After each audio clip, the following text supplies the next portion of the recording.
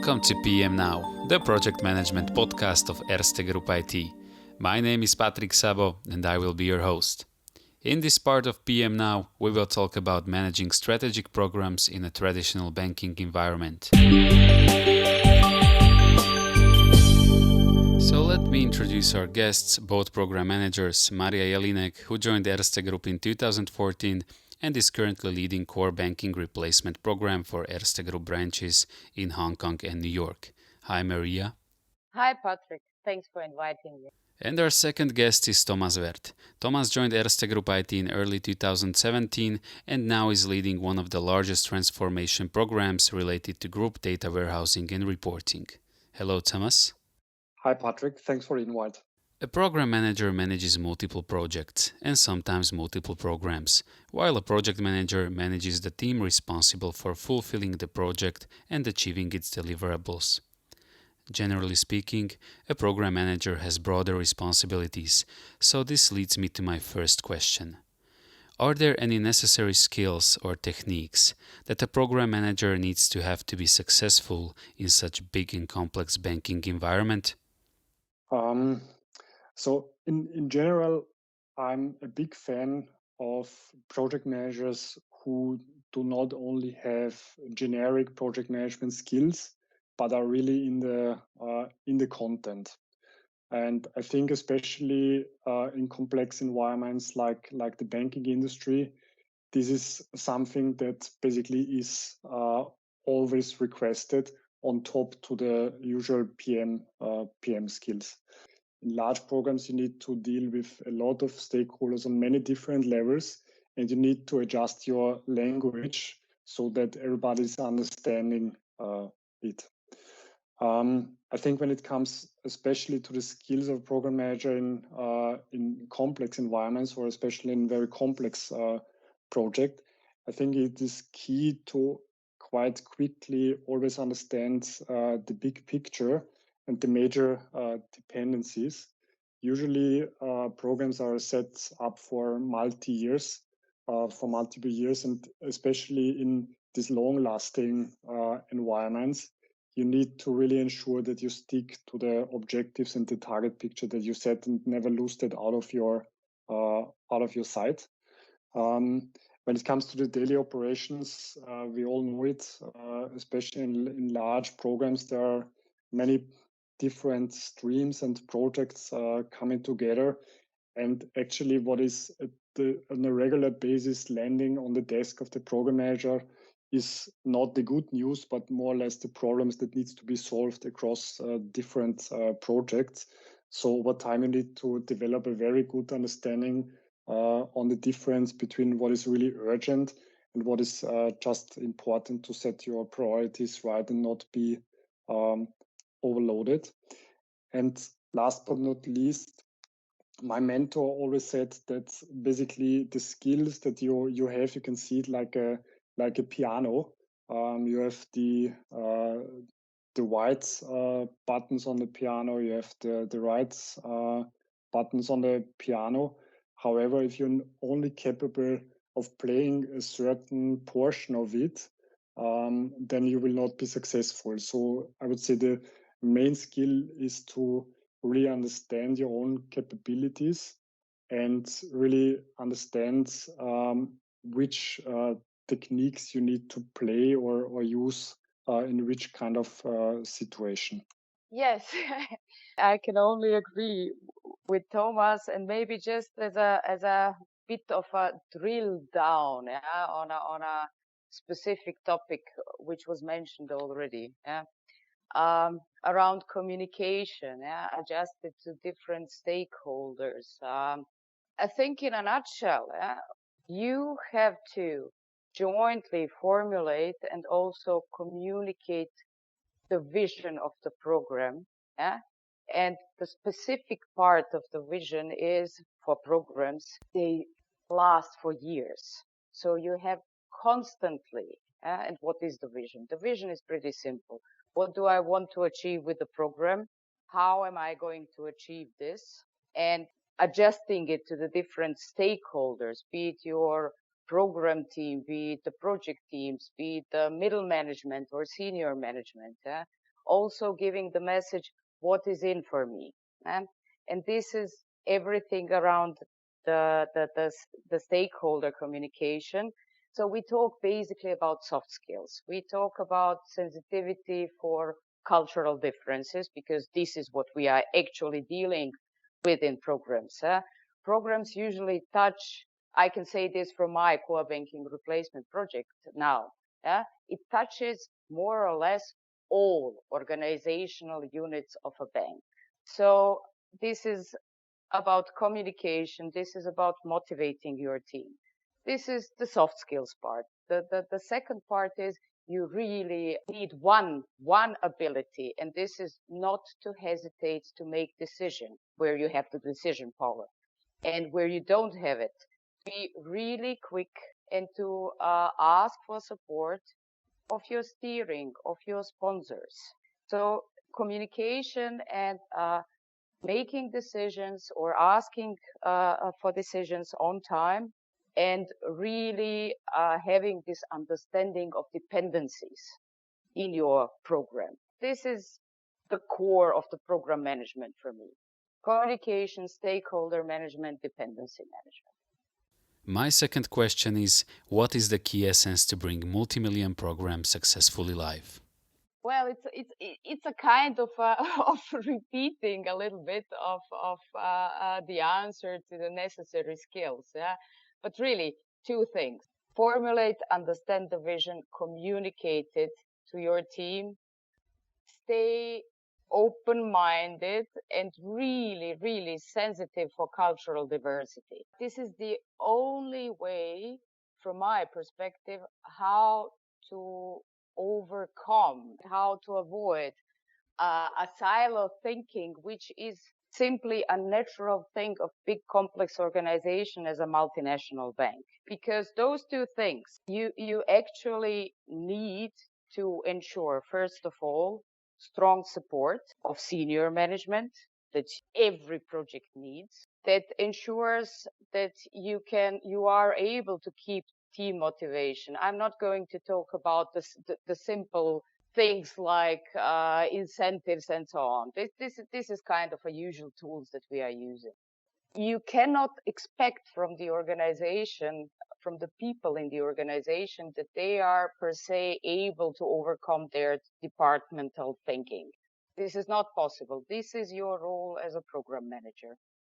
And this is, I think, really, really crucial, because even if we are able to implement whatever is defined as requirements, so to say, to manage the challenge of the complex IT implementation, we can fail if we are not able to communicate the vision, if we are not able to keep the people motivated, and if we are not able to overcome this silo thinking. So this is the key to success, and it's really, really hard to measure it.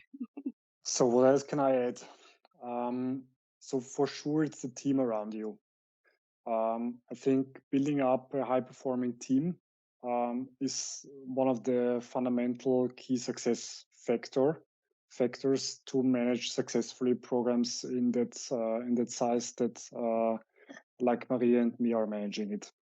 If you feel that you are the smartest guy among your core team, then you might have a problem. So really make sure that you have the right people there, the fit is together, covering a variety of skills.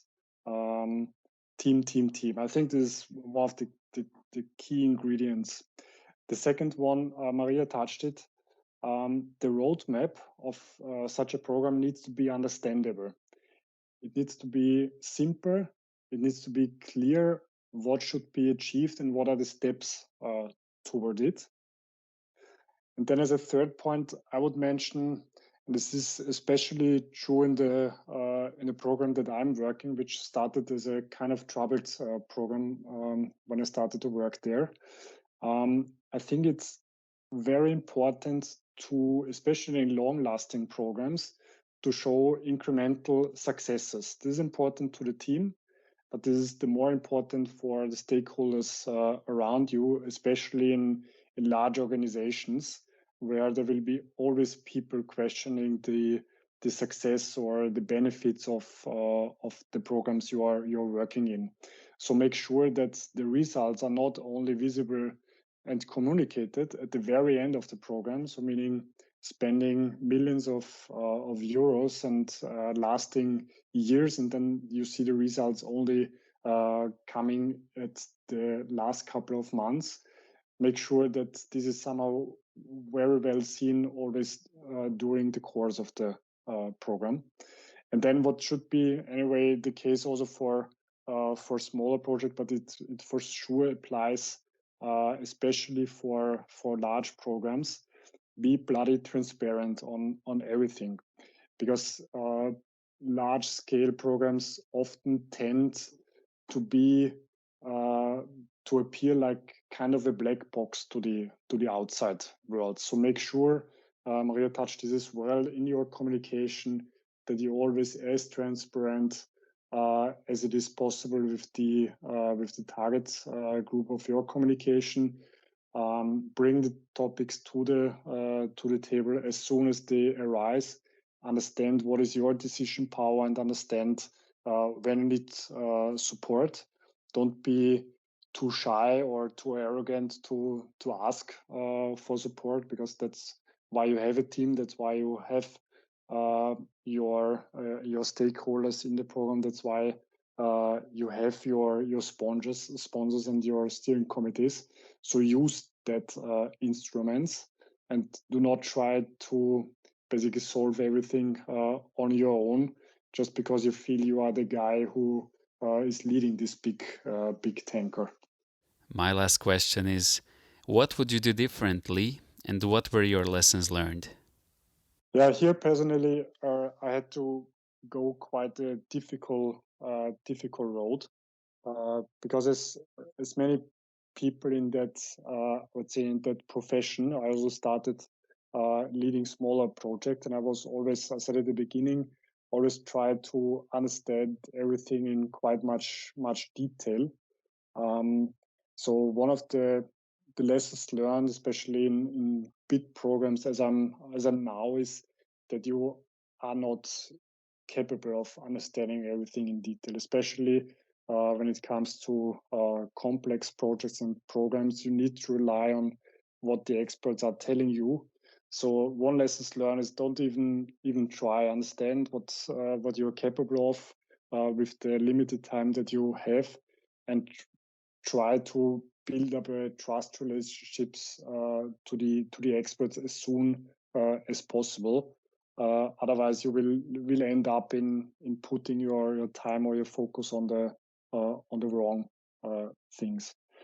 Then, second, I would mention that one lesson learned for me is that it is really hard work, and you can see it like a marriage. You really need to work on a good team to have a good team on a daily basis. This is not something given, and not just something which is given to you by the staffing of a project, and then you need to deal with the people who are there. It is your responsibility that you build up a functional team and work on a daily basis that it stays functional and the team is working. And this is basically your responsibility, and it's basically a day zero responsibility that you need to deal with. So really try to put the focus on that. And especially when it comes to long-lasting projects and programs, there will be always times where you somehow question yourself, question the overall progress, question the team, question the reason why you are doing it. I think a key ingredient, and what is really the lessons learned here, is you need to endure that. You need to keep with the pace of the program. You need to just stay there and go with the program through the good times, but also through the bad times.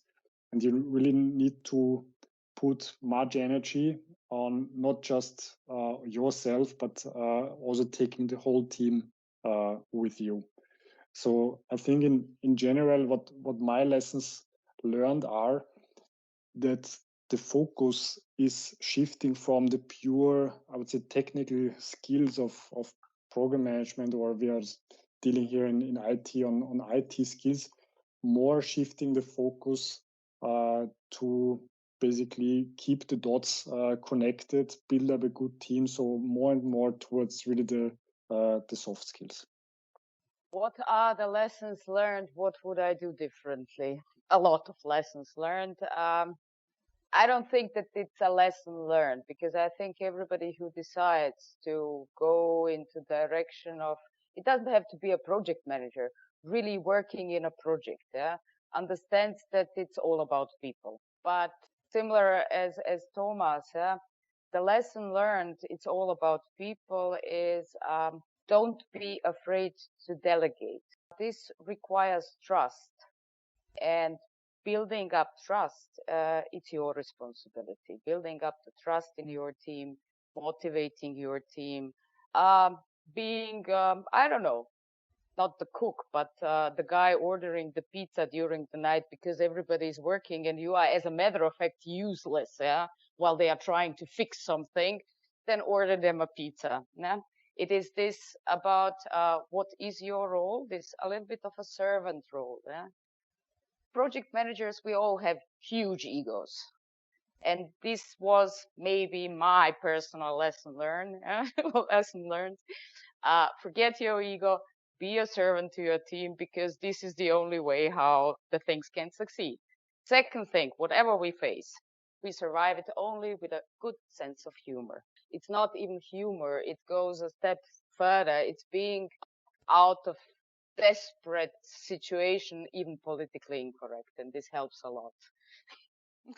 Yeah, and not being too serious on many things. Of course, and this is, maybe this would be the message for now. Young is wrong, junior is also wrong, but maybe not 20 years of project management colleague. Despite of our egos, yeah, and this is also about, it's about people. We can and we significantly influence if a project or program is a success. But as a matter of fact, our own contribution, our own influence, our own knowledge is not really deciding about it. Which means, yes, we will fail. Yeah? We will fail in a lot of things. We will make wrong decisions. We are not able to understand all aspects of what we are doing there in terms of content. I'm really content oriented, but with core banking replacement, you actually touch really all parts of the bank. Yeah? So if you have this kind of expectation on yourself to actually understand all the aspects, it's simply impossible. Yeah? So it can work only really with getting the right team together, keep them motivated, establish trust, establish transparency, establish really and reinforce it again and again and again. This common understanding of the vision and where you are heading to. And this is it. This is it for today. Thank you, Maria. Thank you, Thomas, for joining us and sharing your interesting thoughts.